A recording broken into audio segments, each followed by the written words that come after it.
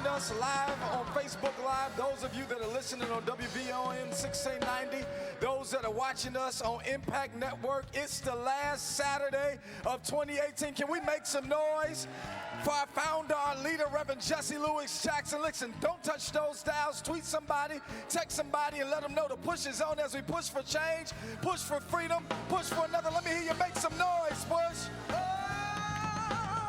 Somebody sing, we shall. We shall overcome. Somebody sing, we shall overcome. Let it ring out that we shall overcome.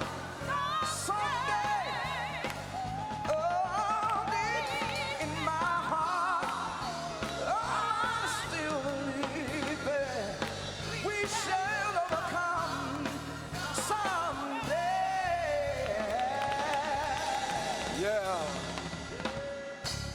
Those of you that are watching us, wherever you're watching us, we are grateful. We have friends with us from all across the world. Come on, can we celebrate our international audience today? Our friends in South Africa, Morocco, those of you that are watching us across the United States, in our satellite cities, Atlanta, Washington, D.C., those that are with us in Silicon Valley. We are excited, you all. This is the last Saturday of the year, and we've made it through.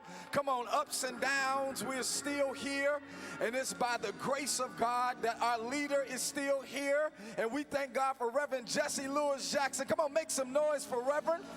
And he's going to be with us shortly, so don't touch those dials. Today we want to again celebrate all that God has done this year and all that God is doing this year. Give us a call. The number's right there on your screen, 773-256-2775. That's the number. Let us know wherever you are. It's not too late to support Rainbow Push. Support us before Push has to support you. All of those who are with us tomorrow morning, we want you to tune in live to Keep Hope Alive Radio. Every Sunday morning, you can catch Reverend on the radio from 7 o'clock to 9 o'clock Central Standard Time. You can go online to keephopealiveradio.org and listen live or download the iHeart app. It's going to be a great conversation. So again, tune in your radios tomorrow morning live for Keep Hope Alive Radio from 7 o'clock to 9 o'clock a.m. It's Millennial Saturday here at Rainbow Push. Come on, make some noise for our millennial leaders, Generation X, Generation Y. And you're going to hear a lot about them, what we're doing here at Push later on in the broadcast. Today, we want to say happy birthday to Denzel Washington, one of the best actors in Hollywood of our time and era, and also John Legend, who is now has won an Emmy, a Grammy, an Oscar, and a Tony. And so we want to say happy birthday to our friends. Also, you all, today we're dedicating our broadcast to two young people who died at the border. There's no way and there's no reason that a child should die trying to get their freedom. And so we are praying for the family of Jacqueline Connell, Felipe Gomez, Alonzo, two babies that died. And so we have to do better. We have to save our children. I say that again, we have to save our children. And so we want to extend our love and support to that family. Also today we're celebrating the work of what we did on Christmas Day. We set the captives free. Come on, y'all. 3 people were in jail, but 3 went home with us. And so we are grateful for the work again of Reverend Jackson, Infinity Hands, Dr. Joanne Roberts. They were with us. So many people from across Chicago as we went to Cook County Jail. And you're going to hear a little bit more about that. But can we celebrate again? 3 people went home on less than $1,000 bail. There's a lot that we can do for our brothers and sisters in jails. And so you're going to hear again a little bit more about that in our broadcast. We dedicate our broadcast to the life and legacy of Barbara Proctor. She was the first African-American woman to own and operate an ad agency, Proctor & Gardner Advertising. Come on, celebrate her. She was a longtime Push supporter, 85 years of living. We want to also remember the life and legacy of Chester Slaughter. Chester Slaughter was a former president of the Cook County Bar Association here in Cook County, and we want to remember the life of Richard Overton. He was the nation's oldest World War II veteran, and he was also the oldest man alive in the United States at 112 years old. Come on, celebrate that legacy. And on Wednesday of this week, Chicago lost one of the greatest voices of our generation, Brian Sleet. What a great man he was. He connected so many of us. He was what Chicago needs to be. He not only was an advocate, but he was a friend, he was a brother, he was a son, he was a gentle giant. And so we lost him in physical, but as long as we remember him, Brian will live on. And so we celebrate the life of that great man, and his funeral will be on Friday. The doors are open at 9:30 at St. John Baptist, right down the street on 48th in Indiana. And also, if you want to come by and be with the family on Thursday at 3:30 to 7 o'clock at AA Rainers and Son. But we thank God again for Brian Sleet. Can we put our hands together for a 41-year-old giant who did so much in such a short amount of time? Again, you all, we want to remember this year. So look at your screens as we look at the year in review. The dream still lives, and my dream is that children will keep marching to choose love over hate. And by virtue of the power and for the purpose aforesaid, I do order and declare that all persons held as slaves within said designated states and parts of states are and henceforward shall be free. These programs are getting our students ready with the skills needed for tomorrow's world. Push for Excellence is working with leaders in the education industry and the First Tech Challenge, and that program is designed to give students involved in STEM programs. Your hope is your superpower.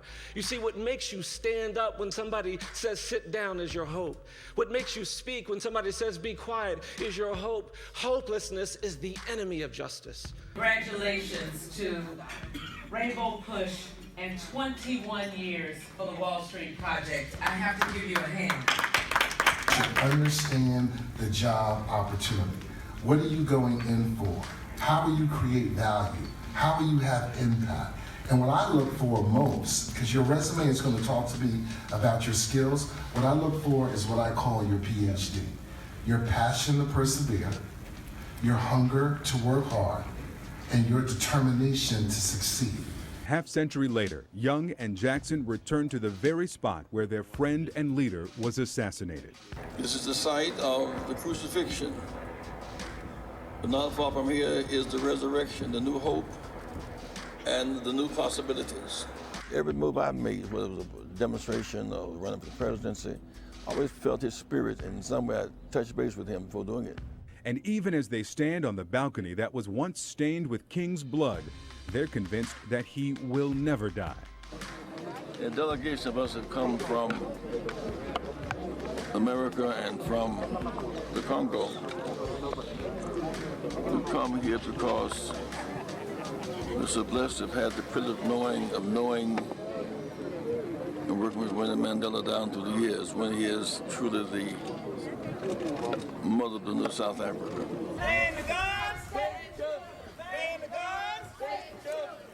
24 protesters picketed Chuck's gun shop in South suburban Riverdale, calling it a symbol of the problem of gun violence. We want to close all loopholes that exist in the sale of these weapons to be closed by the appropriate legislation. The Rainbow Push Coalition, we embrace Reverend Jackson, we embrace what he stood for.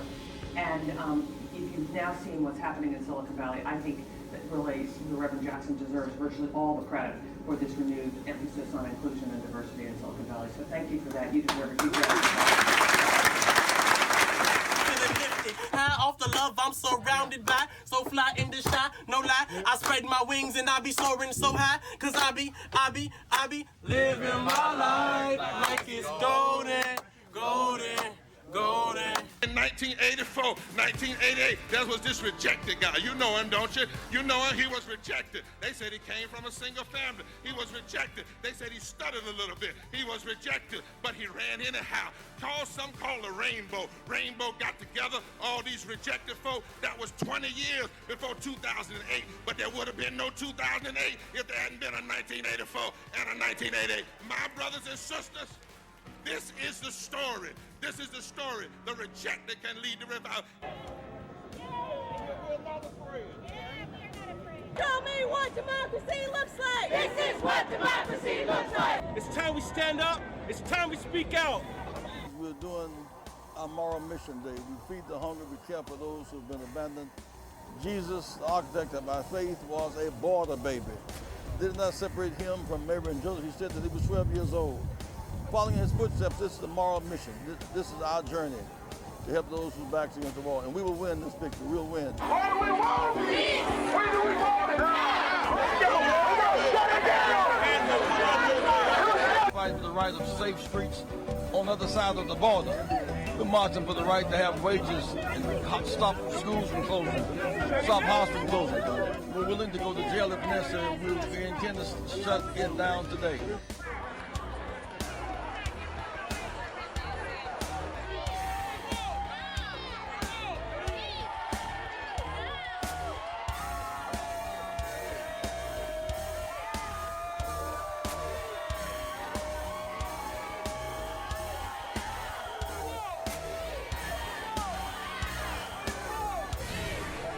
You met with the U.S. ambassador, and after the meeting, he tweeted out, "Wow, what powerful language!" And he was really impressed. You used the phrase, "Hope can be a weapon of peace." He changed a little bit to say, "Hope can be a weapon of diplomacy," but it's the same thing. What did you mean by that? How can hope be a weapon of peace? Because if you're cynical and you don't believe, nothing can come your way. Only those who are hopeful march, fight back, stand up, study, register, vote, boycott, real coalition. People who have lost hope don't fight back. You can't win the crown unless you fight back. When you fight back, things tend to come your way. And that's what we do around here. We keep hope alive. Join the movement. Join Rainbow Push. You know. I would like to first thank the Rainbow Push Coalition for this scholarship. Not only financially are they supporting us, but they're also giving us a platform where we can learn from different leaders across the country. We can wear the hat. We are able.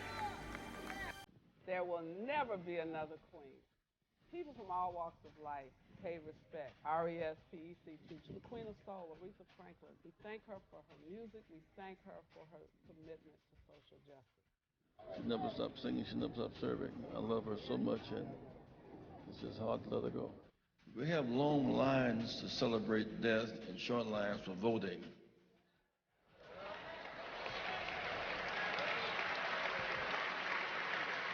Let me say to you today, who are the living, this is not for Aretha, this is for us. If you leave here today and don't register to vote, you dishonored Aretha. We're interfaith and gathered tonight because we've lost lives in our synagogues, we've lost lives in our temples, we've lost lives in our Christian churches. We've lost families on the streets of Chicago and around America. But as I look out over this crowd, the candles represent our hope, our faith. And as you notice, the wind blows the lights out, but yet there's some lights that remain. That's the hope that we have, that if we continue to stand together and continue to light each other's candles, joining one with the other, we are all one family. I called Rev. I said, Rev, we need you over here at Pittman Park. Rev came. I had those 3 machines all morning. The 5 machines that just brought here 10 minutes ago, 5 new machines. So I already had machines that just held them back because I was protesting. Reverend Jackson called officials immediately, and 5 additional machines were delivered. As the machines were installed, people began to chant.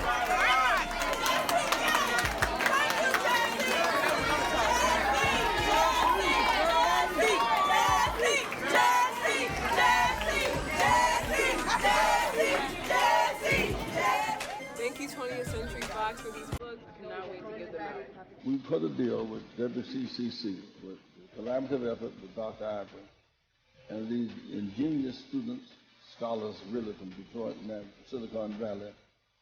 We're going to have, we've set there 7 campuses.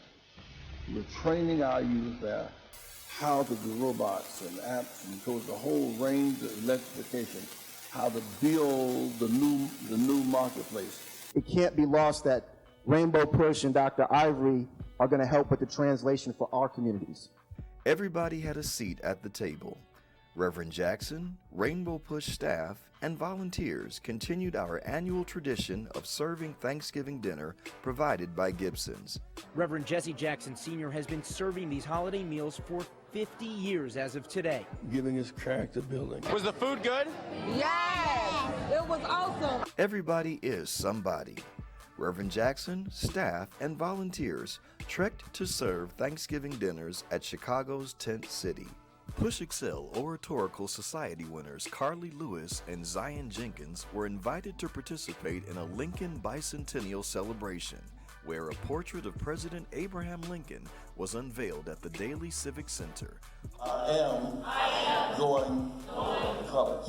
I am will make a difference. Students at Oakland High School had a special visitor in the person of Reverend Jackson. After hearing about their increased graduation rate for African American girls, Reverend Jackson decided to visit those young women in Oakland. This week we honor and celebrate the best of our humanity. In the holiday spirit of giving, we're continuing and giving away Christmas food baskets. Thank you, Reverend Jackson, for giving out these turkeys. I appreciate it. And I know the people that are receiving them appreciate it too. Across the jail, another service. This one held by Reverend Jesse Jackson to about 300 male and female inmates. If your issue is you don't have the bail money, we can work with you to get you out of here. His prayers and message today, it's time to decrease the number of people inside these walls, he says, and get more outside and working in the community. If you just clean up the debris in our community, if you fix up broken homes, there are jobs to be had, and they should have those jobs. Reverend Jackson was joined by other city and state leaders that emphasized the need to lessen the jail population and get inmates back into the working class. Last week, we identified 13 targets who will be home for Christmas. And several of them went before the judge on this past Friday. They're already going home because they have been in here longer than their sentence. They're already going home. Some went on Saturday. Some went yesterday. There are 3 more leaving today. When we leave, you're going home with us. He's been hosting this event for over 40 years. The community leaders say it gives inmates hope during the holidays. Remember, faith and justice still do go together. To join the movement, go to rainbowpush.org or dial 773-FREEDOM, and remember, keep hope alive.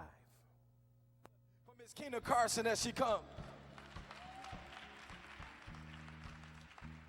Good morning, Push, my Push family and friends. I am honored that today I have the opportunity to introduce a man that I'm so honored to have the opportunity to learn about social justice, about organizing. He has been an amazing mentor to me, and I just want to say thank you. This is the wonderful opportunity for me to say thank you to you, Reverend Jackson, for being such a great part of my life, of this generation, and really pushing us to move forward and continue the work that you have done for many, many, many years.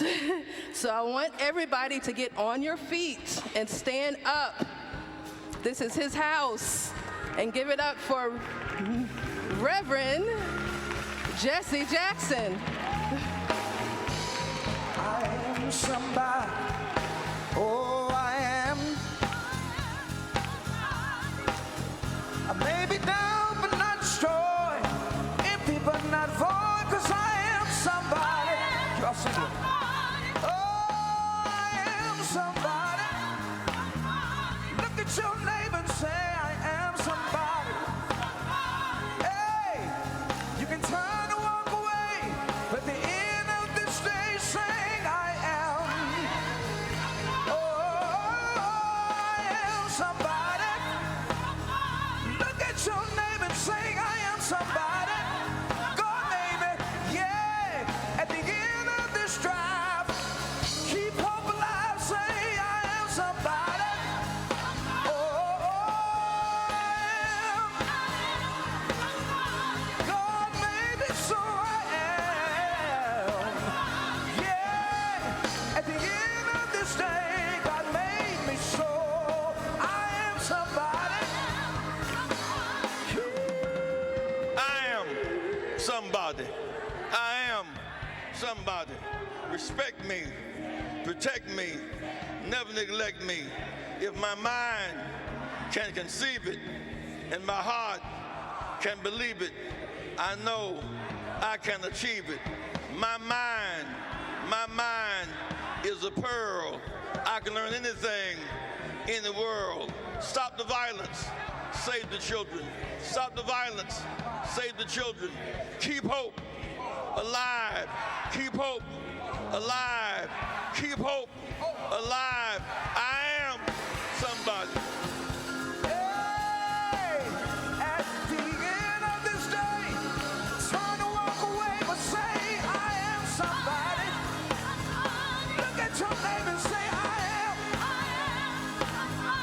Yeah, I am somebody. Oh, you can try to walk away, but at the end of this day, say I am somebody. Let's hear it, Brother Mahon. Give a big hand to Brother Mahon. Let's hear it. Outstanding voice. Bellotta Brown to cover today. When we went to Cook County Jail on Christmas Day, part of our ongoing drive to turn jails into museums. Some of them in jail who should not be. They're too poor to get out. When Mr. Cohen was given 3 years for trying to destabilize the government, he got 3 years. Some of us have been in Cook County Jail 5 years waiting for trial. We're paying $15 billion a year for pretrial that we intend to get our children out of jail, out of jail. And it's not enough out of jail. They need, while in jail, they need to be taking computer training and trade skills. Those in jail need a trade skill, a trade, a job, and transportation. So a trade skill, a job, and transportation. That's how you end recidivism. Last week we made this appeal to State's Attorney Kim Foxx and to Sheriff Dart and to Chief Judge Evans and to Dorothy Brown, and 22 names surfaced up. 18 went to the judge on Friday. They had been in jail longer than their sentences were.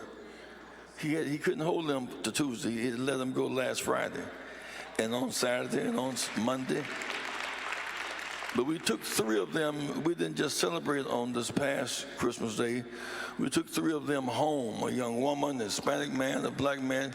So we intend to fight the corrupt criminal justice system. Now, before I go any further, I'll talk a bit about the census. You know, even back in the biblical days, Jesus and Mary and Joseph went to count the census, count and recount the census. When they wanted to kill all the babies when Moses was born, he was trying to stop the minorities from rising up. They wanted to kill the babies, lock them up. And Jesus was born, said kill all the firstborn babies, lock them up, kill them. There's always some scheme to kill the minorities who are in the margins. So we have a tremendous job. With the census comes your tax distribution, it comes legislative representation, with the census comes revenue sharing, a lot is involved. So we have 2 persons here today who will come to us briefly and who have been thickly involved in this. Congressman Danny Davis and Commissioner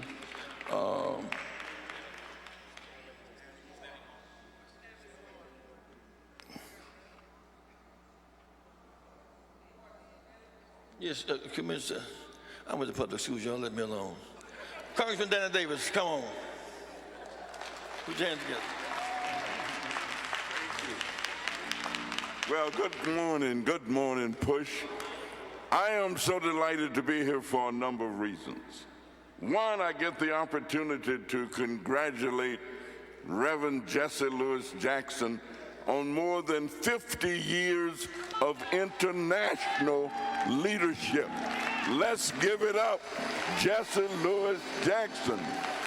One of the things, though, that we know that if you are not counted, then you don't count. If you're not counted, even Moses when he told Joshua and the folks, said, go number the people. Go find out how many of us there are. I remember when Illinois had 24 members of the United States House of Representatives. That's a long way from 18. And I can tell you, if we're not counted, we're going to lose a seat. And if you don't have a seat at the table, then you know you're on the menu. And so let's make sure. I also want to congratulate Cook County Board members, new young members of the county board, Commissioner Dennis Deere, Commissioner Brandon Johnson, and leading that effort is Commissioner Stanley Moore, Jr.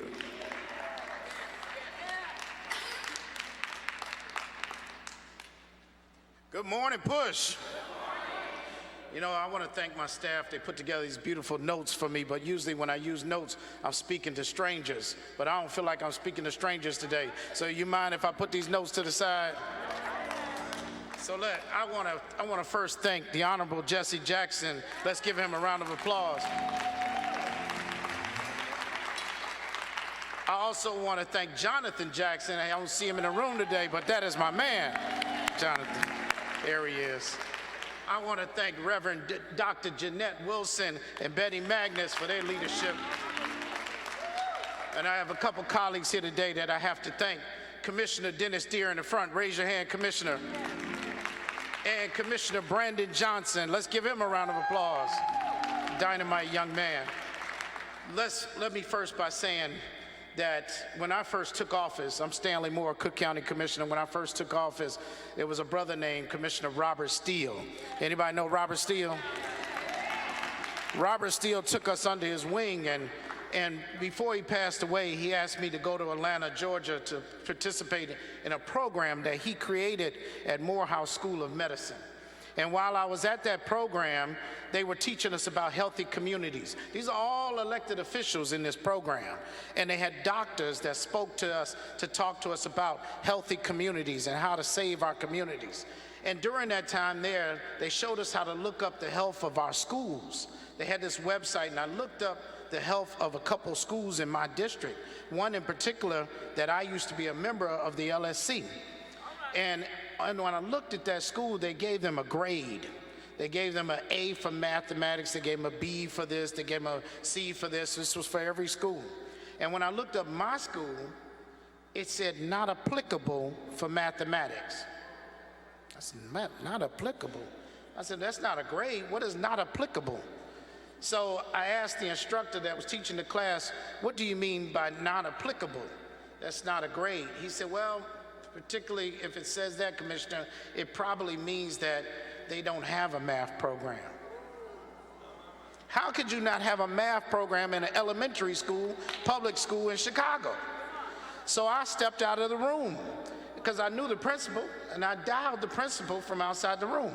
I said, I'm sitting in a class that Robert Steele created in Morehouse at School of Medicine in Atlanta, Georgia, and I looked up your school during the class, and it said, mathematics not applicable.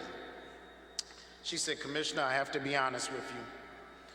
We didn't have the funding to hire a math teacher. So we skipped math this year. How do you skip math?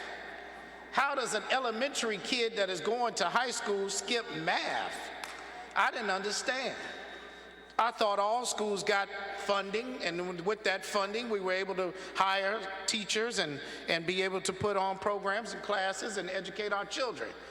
Well, come to find out, I came home and I talked to my father, who is the regional director of the U.S. Census for many years.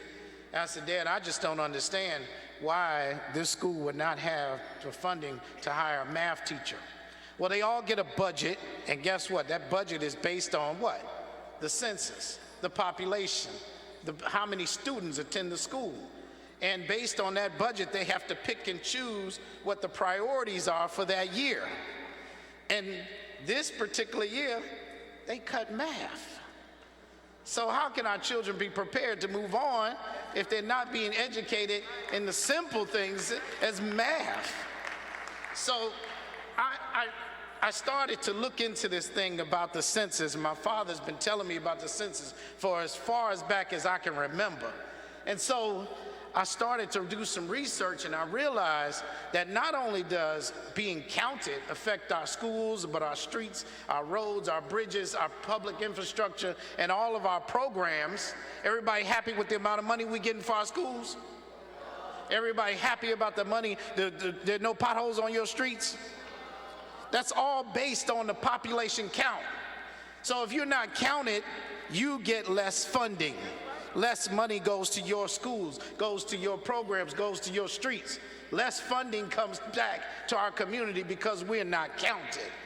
And so when he made this clear to me, I started going to all these different meetings and finding out. I need to find out more about because the devil is in the details.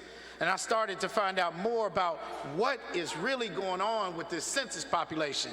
And my track led me to believe that I found out that we are behind the ball.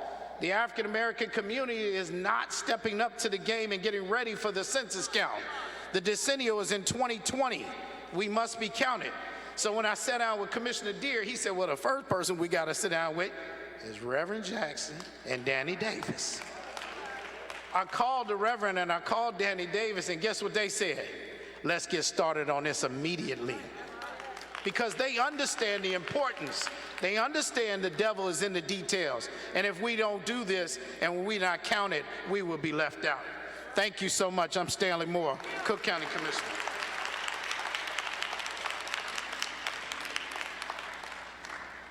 One of our challenges now is that now that we have the right to vote, to use that vote, votes matter. And not only do we have the votes, but the details of voting. When we got the right to vote in 1965, we really thought it was over. We didn't understand gerrymandering, annexation, at-large, rural purging, building coalition. We understood none of that.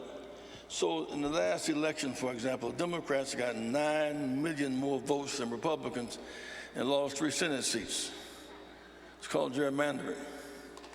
In year 2000, Gore actually won, but they didn't count the black votes in DeVal County in Florida. And the winner lost and the loser won. And so getting into the details, we need to leadership matters. So what we're doing, a big election coming up in Chicago in February. I'm not endorsing anyone at this point.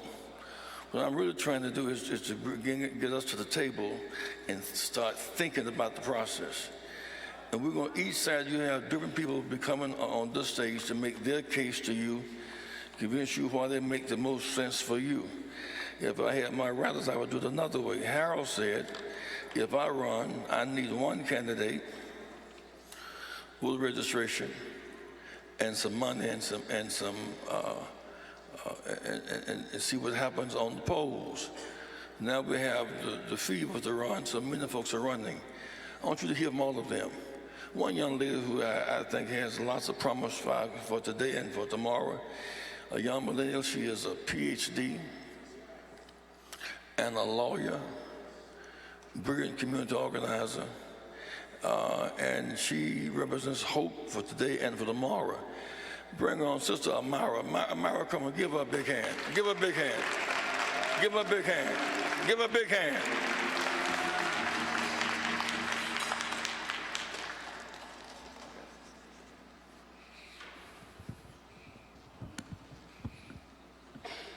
Good morning. It is a pleasure and an honor to be here. I want to thank Reverend Jackson not only for the more than 50 years of leadership, but for the constant wisdom and advice for those who are coming after. I also want to thank Reverend Dr. Wilson and Betty, who has always taken care of me and has led by example. And I want to thank all of you for being here at this pivotal moment in Chicago's history as we contemplate not just where we are, but where we are going. As someone who sees the value of people, those of us in this space see the value of each other. We know that fundamentally, we know what is in our best interest, yet we live in a city that far too long has treated us as though our voices do not matter. I live on the west side of Chicago in the Garfield Park community, and almost every issue that we talk about in Chicago, everything from the levels of homelessness, to substance abuse, to the disinvestment in education, to the individuals that come out of the prison system back into the communities every single day. What do we know? For me, there's a sense of responsibility about addressing the things that we cannot afford to let other people resolve for us. We know that we have the solutions to our problems. I spent many years in school contemplating how do we address these problems. I racked up a lot of student loans at U of I in the pursuit of education. I went to work in government here in the city of Chicago. Having seen from the top levels of government, there's a clear disconnect between those who make policy and those who are affected by policy. If you're not at the table, as was said by the congressman, you're on the menu. I left government and started working as a grassroots organizer because, again, we know what we need. The problem is not the lack of ideas and vision in the community, it's the lack of will of leadership to put those visions into place. What does this moment require? What do we know? We know that we've lost more than 250,000 Black people in the city of Chicago over the last 15 years. We're talking about a census and who gets counted.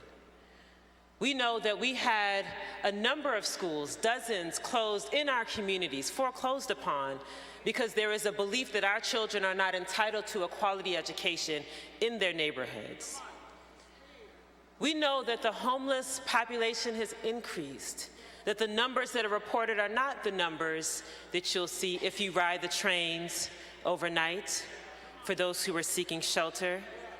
Take a walk downtown.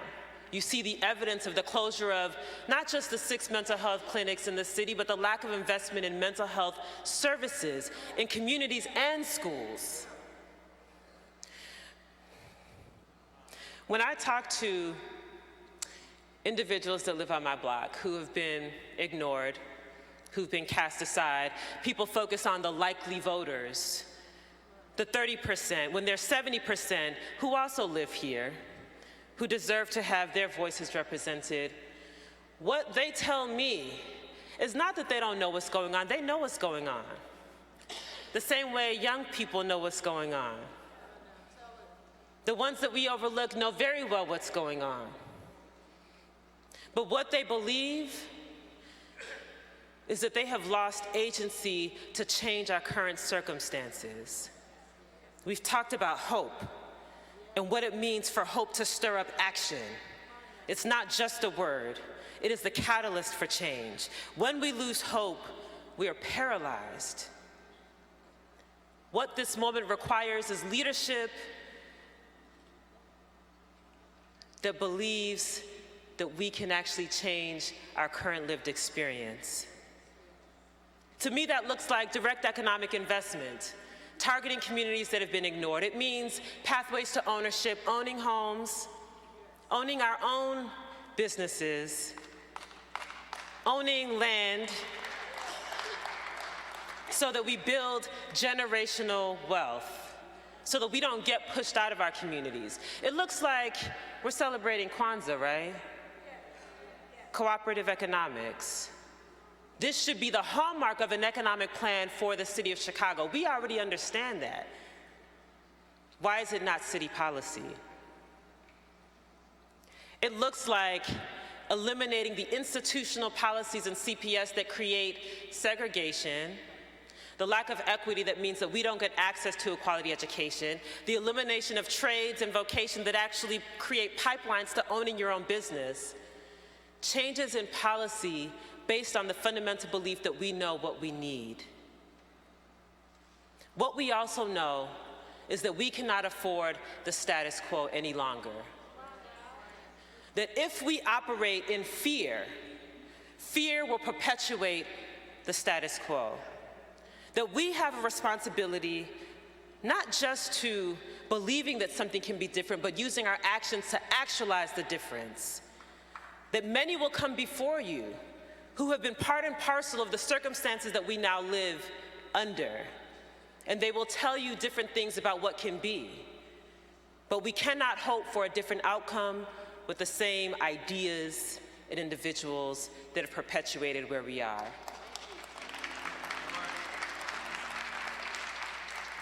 And this is our chance to do that as we celebrate our forebears, our elders, those who have paved the way for us. It is time for us to assume our responsibility and to honor that legacy by ushering in a different kind of leadership that rests on the example they set and that is committed to moving us forward. This is our charge. Thank you.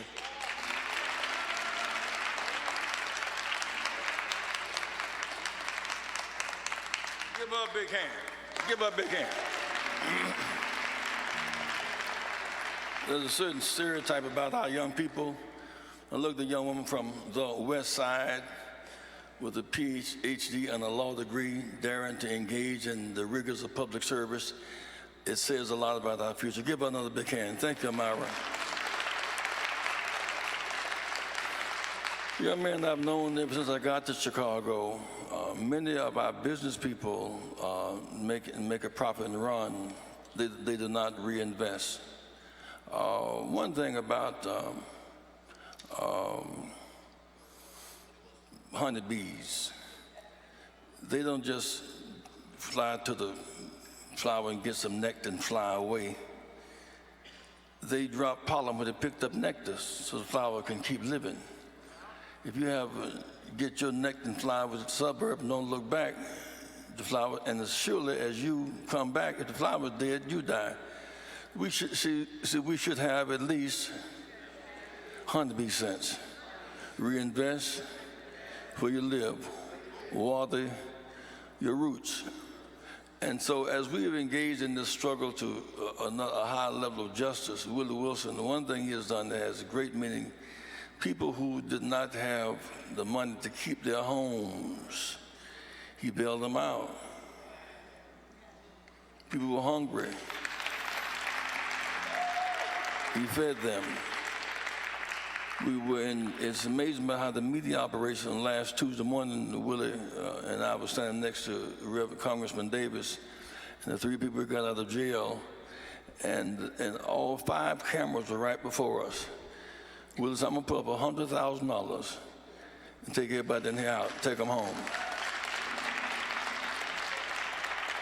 That did not make a single television broadcast that night. See, my brothers and my sisters, a young man of distinction, preacher, singer, reverend, businessman, Willie Wilson. Give it up.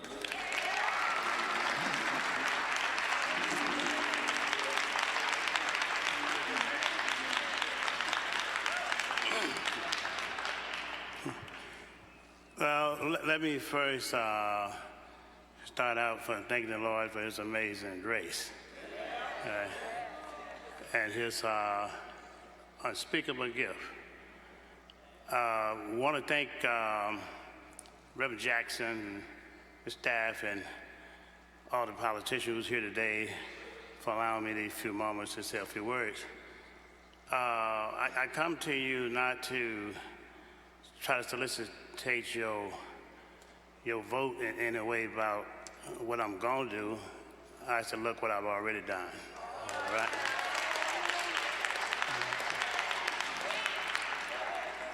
And if you don't know me by now, you're not gonna know me, all right? Right. I realize also that PUSH been around a long time, in 50 years. So when I come, I just come as I am. PUSH need finance to keep the bills paid. I didn't bring much money with me today, but I did bring a check for $20,000 to Operation Push today.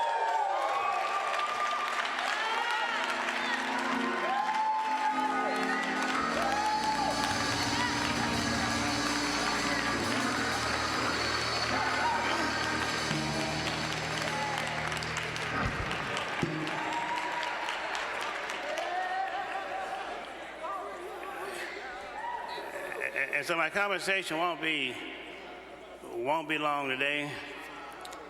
I'm gonna go out and continue to campaign on behalf of the people. I must say this as well, is that Tribune Company and those young men who are and ladies who are in jail, in Cook County Jail, we're gonna get them out, you know. I want to also ask the commissioner who's here today to tell Tony Preckwinkle follow the law, let our kids out of jail. Yeah. My son was 20 years old, went into jail with a good attitude, came out of jail with a bad attitude. Less than 2-3 months after he got out, he was shot and killed. I am serious. I want the commissioner. I want Tony Preckwinkle. I want our kid out of jail, right? All I'm asking for, the law have passed, follow the law, right? I've been pushing hard. I paid hundreds of thousands of dollars to get that bill passed out of my pocket. You all know, and Congressman Davis have certainly been a big supporters of me from the get-go.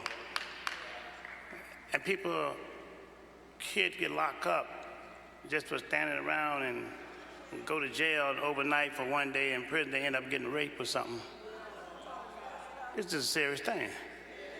If the law had passed, why don't you take that and follow the law? I can promise this. If the commission don't get them out, I'm gonna sue the law for breaking the law.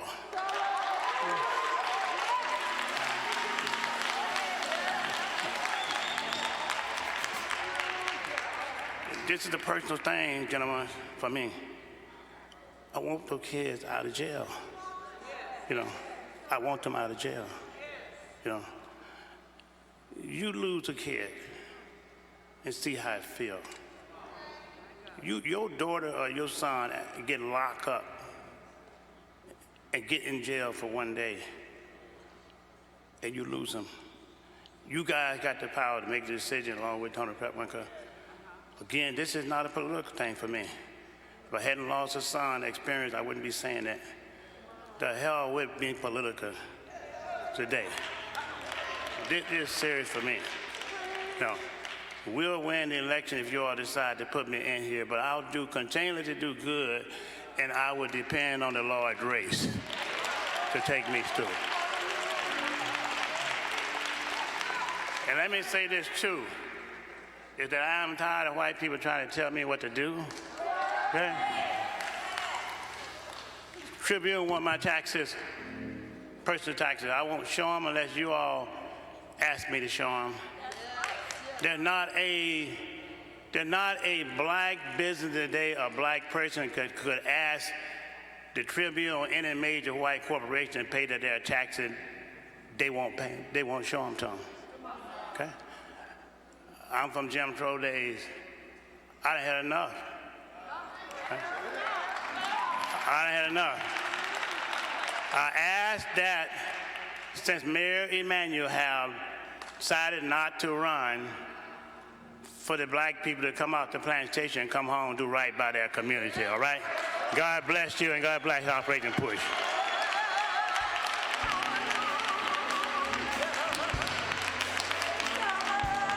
Let's say it for the Wilson.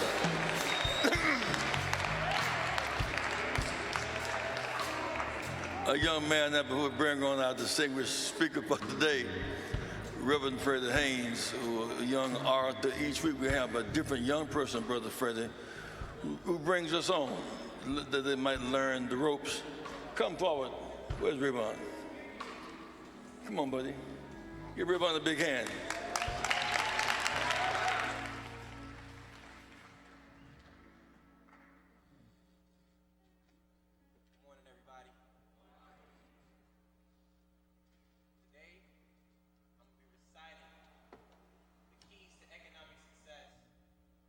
By Malcolm X. See, we need to educate our people on the importance of knowing that where we spend our money and who we spend our money with affects our community as a whole. See, oftentimes we break our necks to go spend our money in other communities, making them more wealthy when our communities are becoming ghettos and slums and have unpaved streets and schools that lack resources. But see, even when we walk down our regular neighborhood blocks and spend money at our basic convenience stores, we fail to realize that the people that run those stores, the people behind those counters don't look like us. See, they don't live in our communities. They don't feel our struggles. They don't know our pains. And we give our money to these people who, at the end of the day, take our hard earnings that we spent into another neighborhood as we struggle another day. See, it seems as though we're trapped, as though we're like, damned if we do and we're damned if we don't. But the beauty behind black nationalism is that it stresses not only supporting black businesses, but the importance of the black man becoming involved within the business himself. Because see, when we get involved in business, we begin to be able to provide resources, provide funding, provide employment, provide for not only ourselves, but our family and our community. So become wise, become educated, and get ready to join me as we take our neighborhoods to the next level. Thank you. Put your hands together, Brother Rayvon. Let's hear it for Rayvon. We'll go on to in a moment now hear from one of the great speaker, preacher, prophets of our time, Reverend Brother Freddie Haynes III. On this coming Tuesday is New Year's Day. For us, it's Emancipation Day. Many of you will go to watch night service Monday night. When did it begin? When Lincoln said in the fall of 1862, the South does not reconnect, we will free them. Those who left the plantation don't have to go back, and those who own them can leave right now.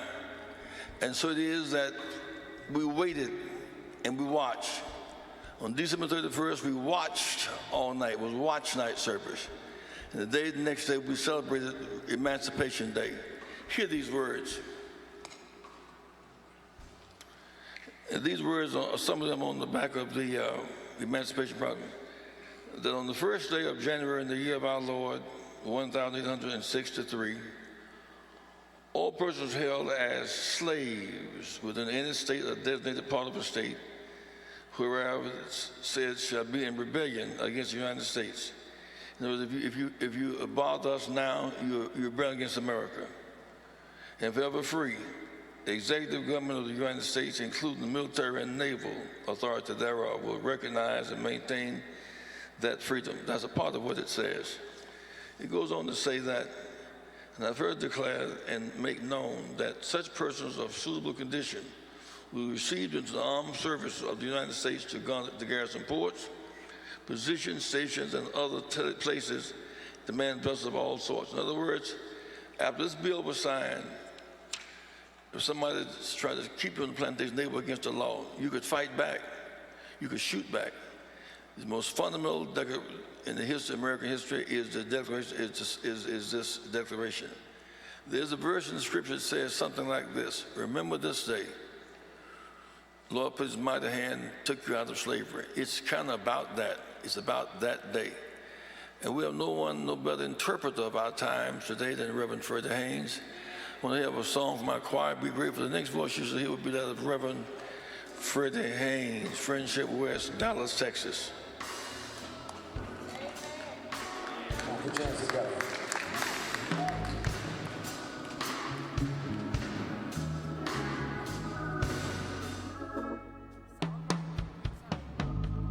God has not promised me sunshine. That's not the way it's going to be. But a little rain mixed with God's sunshine, a little pain will help me appreciate the good time.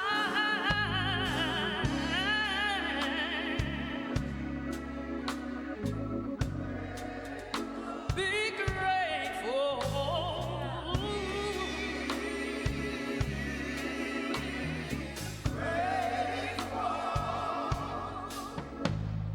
God desires to feel your longing, every pain that you feel, He feels too, just like you.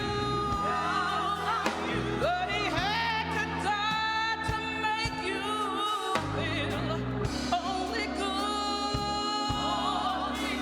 so you would appreciate the good times.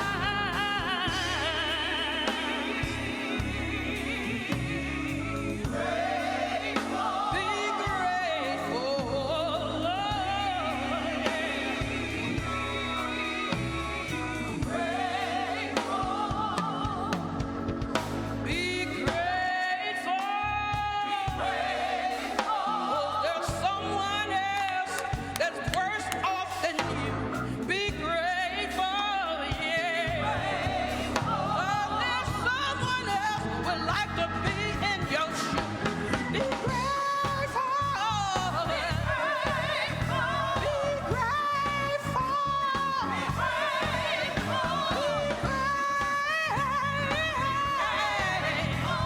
Be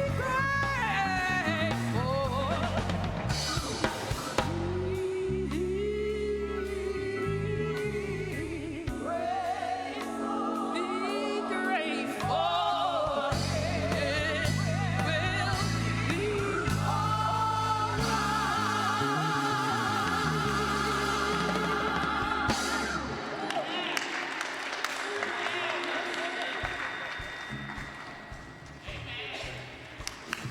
Let's thank God for this amazing choir, the Rainbow Push Choir. They have blessed us in such a powerful way. Let me also immediately rush to remind all of us what we already know, and that is we are gifted to live in the same time as a prophetic genius, a leader who is a servant, a visionary, who is creative, who is always on point. I'm talking about the Reverend Jesse Louis Jackson Sr., who is a gift to our time that we cannot and dare not take for granted. I was thanking God for him last night and for the fact that because of his prophetic witness and genius, we get the chance to see through his prophetic analysis what exactly is going on beyond what we see. But not only does he provide us with the brilliance and genius of his prophetic analysis where we can see into what is going on, but on top of that, he allows us through his visionary genius to foresee what ought to be. And so I thank God for what he sees, but I also thank God for what he foresees so that we can move into a future that is brighter than our past. I think you ought to join me in celebrating, appreciating the prophetic witness and genius of the incomparable Reverend Jesse Louis Jackson Sr. Indeed, he is a gift, and I join with him in emphasizing the importance of Emancipation Day. That should be, in a real sense, Emancipation Year, as we think about 1619 to 2019. 1863, January 1st, looms large, and so I thank him for his prophetic insight and wisdom that keeps us going. I also must acknowledge with appreciation Congressman Danny Davis for his servant leadership and for all that God does through him. All of our big ballers and shot callers who are in the house today, I salute you. Thank you, Reverend Jeanette Wilson, for your wonderful work, your service, your commitment. Thank you, Jonathan Jackson, for always handling business on our behalf. You are a brother beloved. I thank God for you. I salute you. And of course, the entire Jackson family. Something happened, as a matter of fact, two things happened recently that perhaps should have been given more news coverage than normal, but I want to use this moment to analyze metaphorically what took place within a matter of days. I believe it was a week ago yesterday that a young man by the name of Andrew Johnson, wrestling for a school in New Jersey, was given the option of forfeiting a match or cutting his hard-earned and grown locks. That was on a Friday. The Tuesday after that experience, Reverend Jesse Jackson went, as his custom has been, to Cook County Jail, and there offered Christmas presents that resulted in the setting free of those who are captive to a bail system that is oppressive. I want to put those two together and talk about Christmas presents for problematic circumstances. Christmas presents for problematic circumstances. Just in case you think that that has nothing to do with Scripture, there is a wonderful text in the Gospel of John, chapter 1, verse 14. In the Freddie Haynes remix, it should read something like this: "And divine reason expressed God's self personally by becoming a dark-skinned Palestinian Jew under Roman occupation and oppression, and moved in to kick it with us." I'm sure you know the familiar translation, "And the Word was made flesh and dwelt among us." That's Christmas presents for problematic circumstances.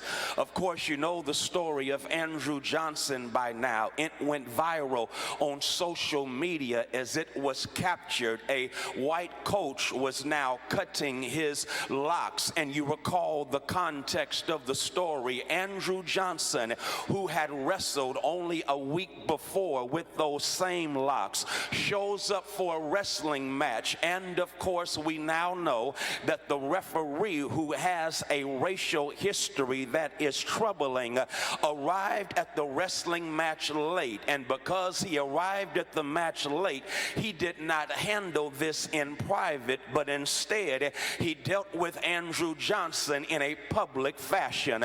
Look at the predicament, the problematic circumstance this young 16-year-old African-American male is up against. He is under the gun and under pressure, and you understand why. Because a referee has decided now he's going to manipulate the rules because this brother has gotten too good at the game. I think I'll hang out right there, because metaphorically it says to all of us, the moment we get good at the game, that's when they decide to change the rules. Preach, Freddie, I'm about to do that.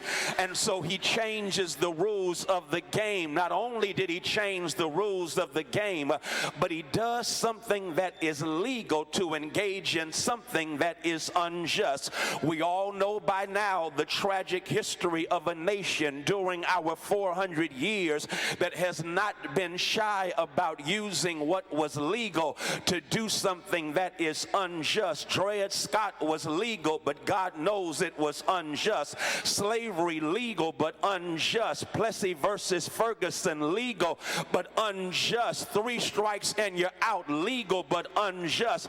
A crime bill that fed mass incarceration, legal, but God knows it was unjust. But look further. Andrew Johnson has worked hard to grow his locks, but now the locks are being cut off by a white coach. I hope you are catching the metaphor that is going on here. He has worked hard, and yet his locks are now being cut off. And when his locks were cut off, it was because he had to make a decision to forfeit the match or to be a team player and accommodate what his team wanted according to the troubling racism of the referee. Check out what he was up against. Not only did he have to wrestle against an opponent, he also had to wrestle against a referee. Is that not our predicament as a people in this nation? No wonder James Weldon Johnson said, "Stony the road we trod, bitter the chastening rod, felt in the days when hope unborn had died." Why? Because we've not only had to deal with the opponents in life, but we've had to deal with the referee that's been unjust. I'm not done, because in a real sense, Maya Angelou threw it down like this by saying, we arrived on a nightmare praying for a dream. And that's why we hear the wisdom now of James Baldwin, when Baldwin says through the centuries, when they treat you like they treat you, please do not take it personally, but just recognize it's a reflection of their own inhumanity and lack of security. Y'all didn't get Baldwin, so let me quote Jay-Z. Jay-Z talks about the contradictions of America when Jay-Z raps about our reality in the land of the free. Blacks were enslaved, 3/5 of a man. I believe that's the phrase. What is Jay-Z talking about? We've been not only dealing with our opponents in life, but we've had to fight the referee on top of that.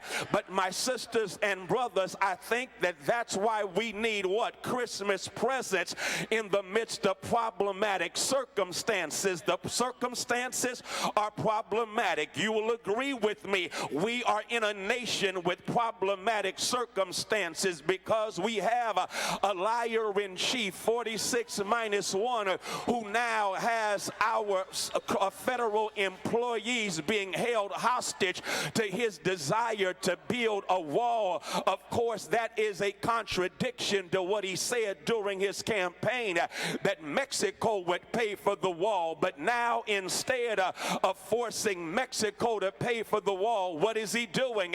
He wants taxpayers to pay for a wall that is really, in a real sense, a reflection of his own racism, a reflection of his own xenophobia that is downright ugly. I'm simply trying to say these are problematic circumstances, but in the midst of problematic circumstances, the Bible lets us know the Word is made flesh to dwell among us.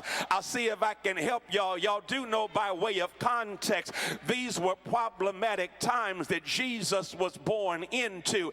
He was born, according to the context of the Gospel of John, into a time where the Roman Empire was oppressing and occupying those who were on the margins. The Roman Empire is enforcing their occupation with Roman soldiers who were the police officers of that day. And in light of all of that is going on, the Bible lets us know that heaven's hero was not born, watch this, in a castle in in Rome, but instead homeless in a barnyard in Bethlehem.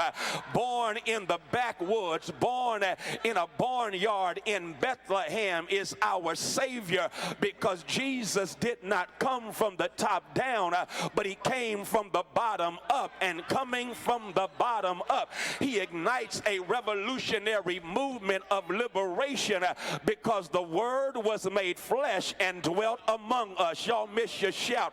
I'll see if I can help you right quick. Let me give you the Freddie Haynes remix one more time. And divine reason expressed God's self personally by being born as a dark-skinned Palestinian Jew under Roman occupation and oppression, and as a consequence moved in with us to kick it with us. Isn't it good to know that God still shows up offering Christmas presents? And so this past Tuesday, Jesse Louis Jackson Sr. said, I'm not going to buy in to the capitalism of Santa Claus. I'm going to do what Jesus did. I'm going to offer some Christmas presents at Cook County Jail, because my Savior came to set the captives free. And maybe that's how we ought to spend the rest of our lives, and that is offering Christmas presents in problematic circumstances. I'll see if I can make this real plain, because when you look at what happened when you offer Christmas presents, here's the good news. And the metaphor is that when you go back to Andrew Johnson, y'all do know that he won the wrestling match. Y'all do know that the same referee that made him cut his locks had to hold up his hand in victory, because I still serve a God who says, I will prepare a table before you in the presence of the people that do not like you. We still serve a God who says, no weapon formed against you shall prosper. We still serve a God who will convert your haters into your elevators.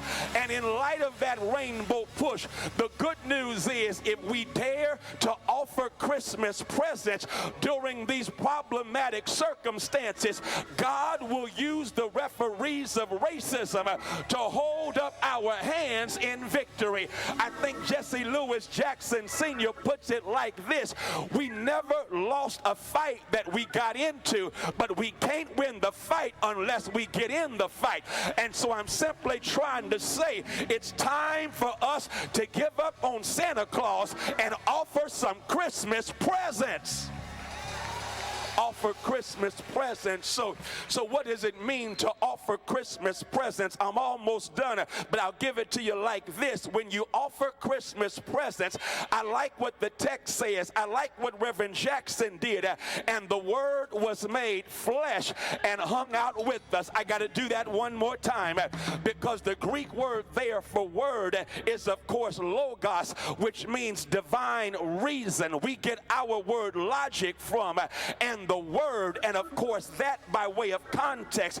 The original audience that heard that, all they could think about was the fact that when the earth, watch this, was without form and darkness covered the face of the deep in Genesis chapter 1 verse 2, it was a time of chaos. But look what God did. God used the Word to speak into chaos, and out of chaos God brought cosmos. You didn't shout. I'll see if I can help you. Out of disorder and dysfunction, God brought a divine design, because all of the universe is Word activated. Y'all still didn't shout. God spoke and God said, let there be. And so when the text says, and the divine reason became flesh, it's a reflection that the Word is still getting into ugly wreckage of humanity and creating something downright wonderful. I'm not coming through. I'll see if I can make this real plain.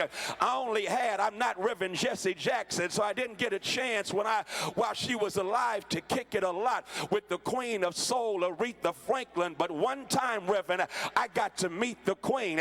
It was hooked up by Michael Eric Dyson. She was in concert in Baltimore, Maryland. Check out what happened. Michael Eric Dyson discovered we were staying in the same hotel as the Queen queen of soul. And so Michael called the queen. And when he called the queen was about to check out of her hotel at the same time as I was. Check out what happened. I was able to meet the queen of soul on her bus. Y'all know she wouldn't fly. And so she had this luxury bus. And she said, send them to the bus. The door opened, and there in all of her royal regalness was the queen of soul, Aretha Franklin. Don't hate, celebrate. One day you can participate. And y'all, check out what happened. The queen is sitting there, as it were, on her throne in all of her regalness. And she says, welcome. We engaged in conversation. And I asked her a question among many. I said, Queen, please tell me about the craziest thing that ever happened to you in a concert, because I read in the book by Harry Belafonte that you had done a concert to raise money for Dr. King in Houston, Texas, and the Klan had unleashed some tear gas in the system, and as a consequence it was canceled. Y'all do understand that that's what happens. We often talk about private or interpersonal exchanges of racism. That ain't racism when someone calls you the N-word. Racism is when the system treats you like the N-word. Racism is when the system gets in the way and precludes your possibilities. That's what racism is. It's systemic. It's structural. That's what Reverend Jackson has taught us. And so I said, was that the craziest moment? She said, no, that was crazy. But for me, the craziest moment, I'm in concert. I'm at the piano. I'm about to play Amazing Grace, because y'all know Aretha was flexible like that. She could go from Natural Woman to Amazing Grace. She could go from R-E-S-P-E-C-T and shift into, here's your shout, How I Got Over. I mean, she was cold like that. And Aretha said, I'm playing Amazing Grace, and all of a sudden the lights went out in the hallway. I said, what did you do? She said, what do you think I did? I kept playing. Don't you understand that because I don't play, because I taught myself how to play the piano, I ain't got to look at the keys. I played in the dark. I performed in the dark. I kept on playing even though darkness was all around, because darkness did not stop my concert.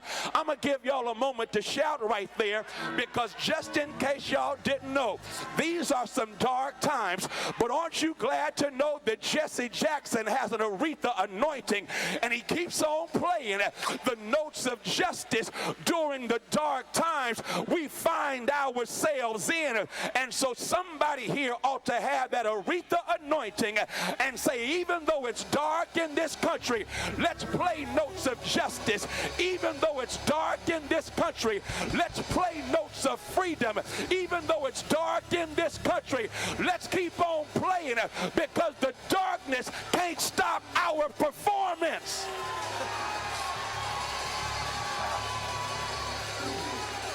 But hold on, it gets even better, because the text says, and the Word was made flesh. You missed your shout right there. I see if I can help y'all. The Word, the divine reason, became a dark-skinned Palestinian Jew. I like that right there. Under Roman occupation, the divine reason showed up in a dark-skinned brother with hair like lamb's wool. That's hair like Jesse Jackson, it looks like to me.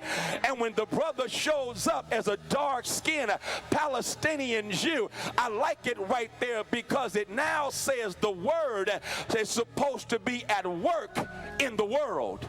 I'm talking too fast because you just missed your shout. The Word works best in the world. The transcendent has become imminent, so the spiritual can go social. Piety ought not be divorced from policy. I'm still not coming through. When you know the Word is at work in God's world. That's where the Word belongs. I guess y'all didn't get it, so I'll give it to you like this. When you see Jesus in the Bible, where do you see Jesus? He worships in the synagogue, but he does his work in the streets. And a lot of us just got one part of Jesus. We don't mind worshiping in the synagogue, but we never get around to working in the streets. And if you're going to dare follow Jesus, don't just worship on Sunday. You make sure you do some work in these streets. You know, I didn't make that up. Because guess where Jesus was when Jesus would offer healing to those with pre-existing conditions? In the streets. Y'all didn't get that. Guess where Jesus was when he took a 2-piece and 5 biscuits and formed a pop-up banquet in the wilderness? In the streets. Y'all still not getting it. Guess where Jesus was when he stopped funeral processions of devastating grief and transformed them into festive family reunions? In the streets. Guess where Jesus was when he led the march on Jerusalem on Palm Sunday? In the streets. Guess where Jesus was when he carried his cross up a hill called Calvary? In the streets. And on Resurrection Day, guess where he was when he met those 2 disciples on the road to Emmaus? In the streets.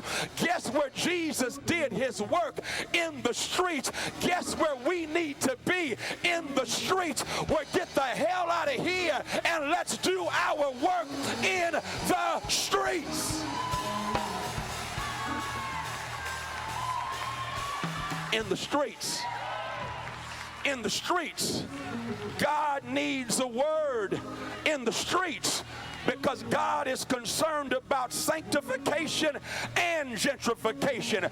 God is concerned about beliefs, but God is also concerned about the oppression of the money bail system. God is concerned about your shout in the sanctuary, but God is concerned about those in pain in prison. God wants to know, what are you doing in the streets? In the streets. Well, I gotta quit. I've held y'all too long. But here's the last piece right here, and that is, and the word was made flesh and dwelt among us. Tabernacled with us. That's the word in the original Greek. I knew I was coming to Rainbow Push. I got a genius in Reverend Jackson here. I had to do my homework, so etymologically I unpacked the word dwelt. It's the word tent or tabernacle. And y'all know what the tabernacle was for. The tabernacle symbolized the presence of God in the wilderness. They were up from slavery on their way to the promised land, and that's when God met them, because God still shows up in the wilderness. God still shows up in the aftermath of slavery. On your way to the promised land, God shows up with God's with usness. I'm done. I think I'll quit right there. And I guess the best way to quit is to quote, who is it? My mentor, Jeremiah Wright Jr. Because Jeremiah Wright Jr., in spite of a recent book that came out that has misplaced his ministerial legacy by having the nerve to call him cranky and a spitfire preacher. No, he's a lot more than that. He's a liberation theologian. He's a prophetic witness who dared to speak truth to power. He dared to analyze white supremacy for what it really is. That's what Jeremiah Wright is all about. And so Jeremiah Wright knows that you can't do any of this work unless you have the with usness of God. If God ain't with you, I don't know how you gonna make it. You've got to have God with you. And if God is with you, God is more than those haters who may come at you. If God is with you, God has the ultimate trump card, and God's trump card can trump even Trump. When God is with you, God gives you peace when you're under pressure. If God is with you, God gives you strength in the midst of your stress. If God is with you, so here it is. Jeremiah Wright, you know what he does? He remixes the story of the Hebrew boys, Shadrach, Meshach, and Abednego. And I love what Jeremiah Wright does. He says Shadrach, Meshach, and Abednego. Y'all know what they did, don't you? They decided when the national anthem of Babylon was being played that they were not going to stand with their toes on the line in reverence to the national anthem. They said, what does the national anthem mean to us? We're going to take a knee during the national anthem.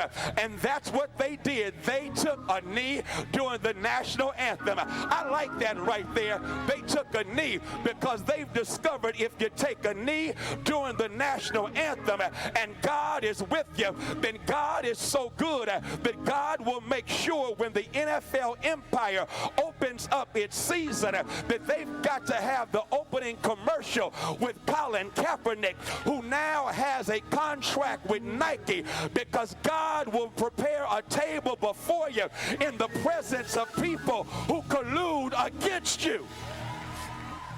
And so watch it. Watch it. Shadrach, Meshach, and Abednego, they took a knee, and Nebuchadnezzar was ticked off. And so Donald J. Nebuchadnezzar called them in, and Donald J. Nebuchadnezzar said, what's up with y'all not standing up with your hand over your heart during the national anthem? And Shadrach, Meshach, and Abednego say, Donald J. Nebuchadnezzar, we ain't gonna bow, we not gonna bend, and we sure not gonna burn. And y'all know what happened.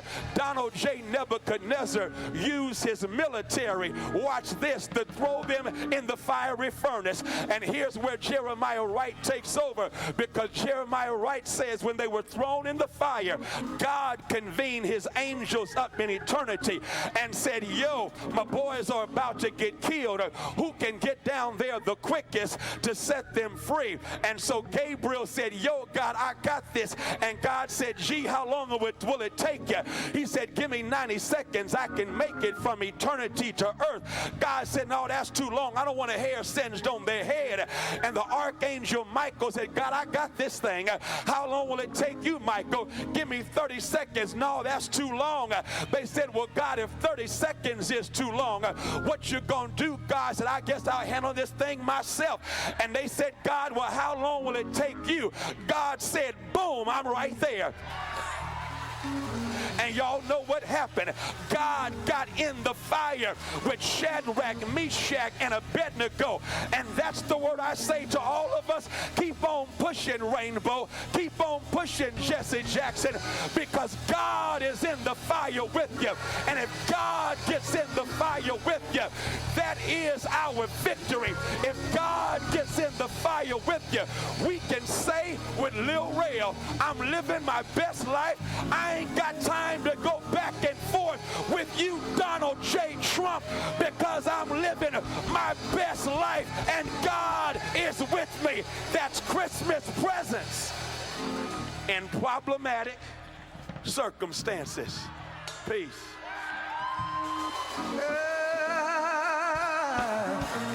People, keep on yawning. Come on, put those hands together. Soldiers, keep on warring, yeah, yeah. World, keep on turning, 'cause it won't be too long, yeah. Yeah, yeah, listen now. Soldiers, keep on warring, yeah. Believers, don't stop believing, no. Listen, preachers, you just keep on preaching. Oh, it won't be too long, long, long, long day. Yeah. Oh, I'm so glad that you let me try it again. Let's come on up, we live the whole world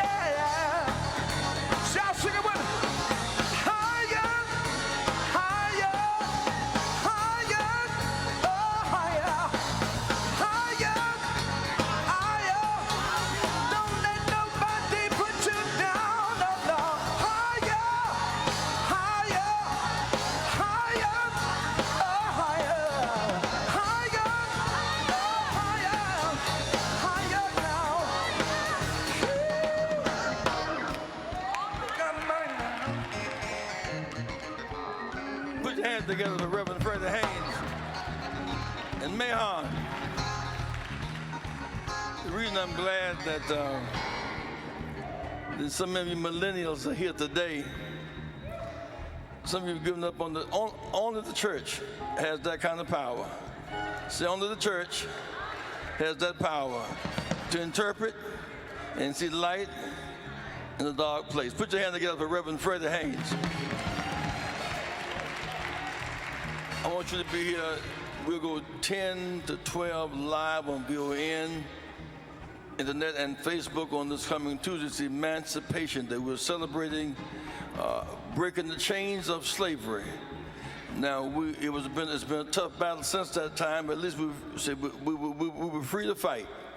And we keep on fighting, and we keep fighting, we keep winning. Nobody will stop us. We've never lost a battle that we fought, and never won a battle unless we fought. And so fight on. Put your hand together one more time. It's really collection time. I need you, if you're not a member of Rainbow, I want you to join today. If you're not a member, join today. $35 a year to join the organization. Many of you young people, in many ways, a mirror. This is a mirror. This is your platform. This is your generation's platform. It was built for you. When we got this going, we were about your age, 26, 27 years old. We got this thing going. What do we turn to? In 2018, what do we turn to have a freedom rally? Bishop on Saturday, what do we turn to? See, we have built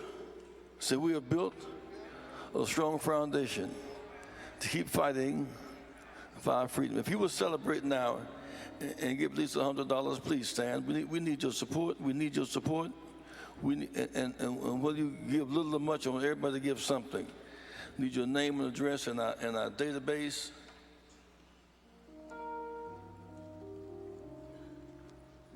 Thank you, John Rogers. Thank you, Willie Wilson, too. Brother Congressman Danny Davis, with the permission of Vera, $100. Thank you, Danny. Judge Bernetta Bush, $100. Thank you very much. Dr. Miller, I know you have money. That St. John outfit on them. Be looking at me all strange. I know you and your husband got money. I'm trying not to call your name, Dr. Miller, but you and your husband both y'all got money. I want some of it today. You give at least $100. Your list won't take long. I like that. You give at least $100. Please stand. At least $50. Stand quickly. Remember, upstairs in the lobby in there is our sale shop for T-shirts and jackets and the like. Clemson will beat Notre Dame today. Alabama will beat Oklahoma. And then Clemson will beat Alabama again. Y'all get it in y'all's head. That school, I couldn't go to that school 30 miles from my home, Clemson. Tom Jones, a dancer, yeah. Tom Jones. Hey, Tiger, Miss Tiger bringing his dad to the church. I'm glad about it. You give at least $50. Tiger, you have money independent of your daddy, and so does your pastor, your sister. Yeah, Michelle has money too. Brother Tavis Grant, Bishop Grant, with Robert's permission. Thank you. Look at him. Charles Harrell, cash after Tuesday, $50. Cash 2019. Reunion choir, $90.